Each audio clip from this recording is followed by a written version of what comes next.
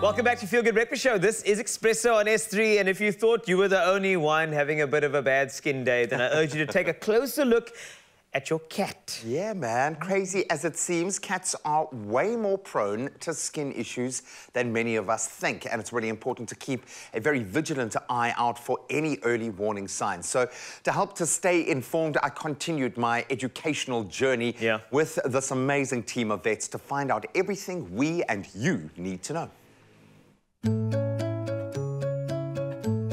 Just like us, we want our pets to be happy and healthy so they can enjoy the best of the good life.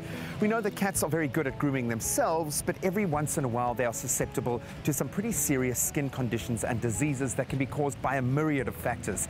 So I thought a great opportunity to connect with another amazing vet, Dr. Monica Burger, to find out about some of those warning signs.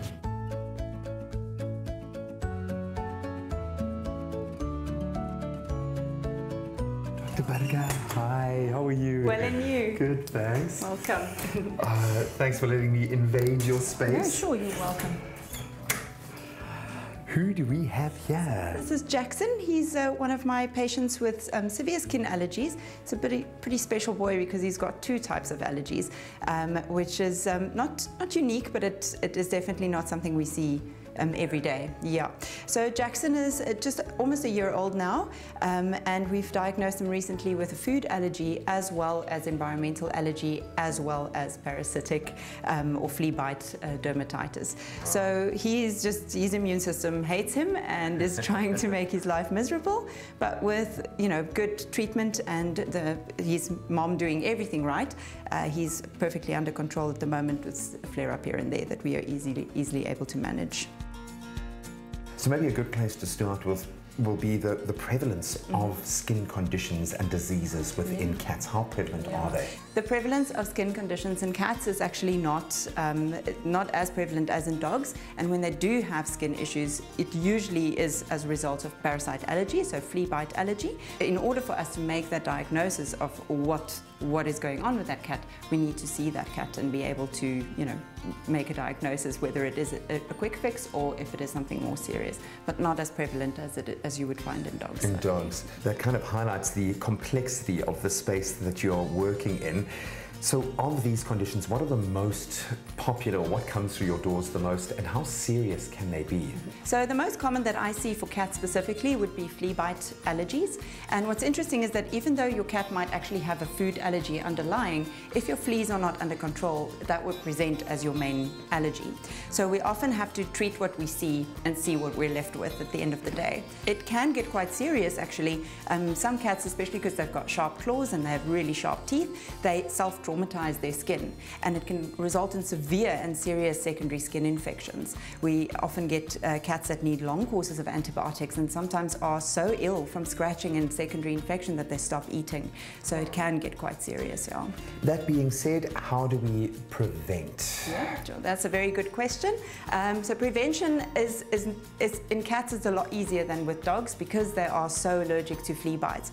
More than 70% of cats are allergic to flea bites, and so that's the most important thing, and a message that I can give to your viewers is always make sure that your flea control is up to date. Even if you've never seen a flea in your life, they are there. We live in Africa. There's lots of wildlife and lots of animals in this country.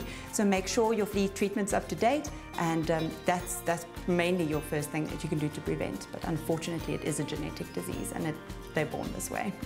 Hearing you talk about allergies kind of indicates to me that nutrition could possibly play a role. How do you involve nutrition in your action plan?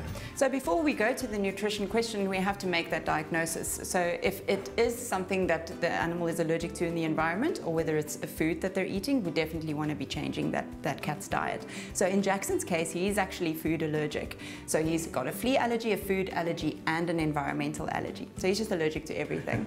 So that means he has to be on a special diet, like the Royal Canin hyperallergenic diet, which is a hydrolyzed protein diet. It takes away the allergen in the food so that he cannot have an allergic reaction to the food that he's eating.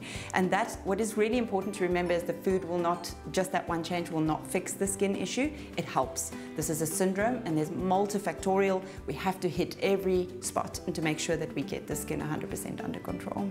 Then when do we need to come to see you? What are those warning signs that we need to get in to see our vet? Yeah, so definitely when you start seeing open wounds, like we see on Jackson's ear here, he's having a bit of a flare-up at the moment.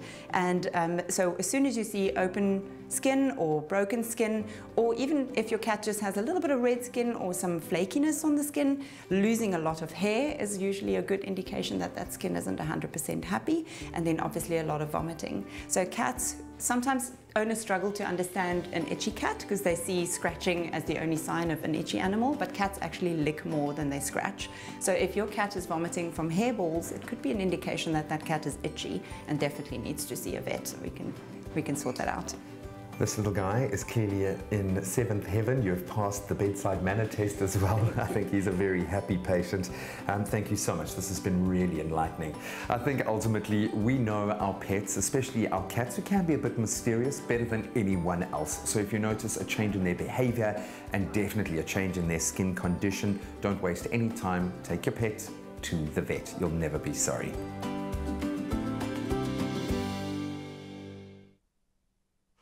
Oh my word, right now, everyone watching the show online, please write a message saying that we need to do a calendar shoot at the end of the year. It's going to happen.